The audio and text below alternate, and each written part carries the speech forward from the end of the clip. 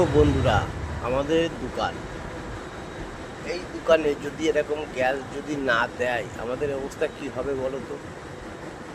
এই আমাদের 19 KG gas, তাই আমাদেরকে দিচ্ছে না।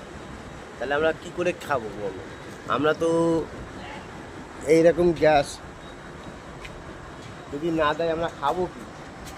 কারণ এতদিন ধরে আমরা গ্যাস ব্যবহার করছি, এরকম পরিস্থিতি পড়িনি, আজকের পড়তে হচ্ছে।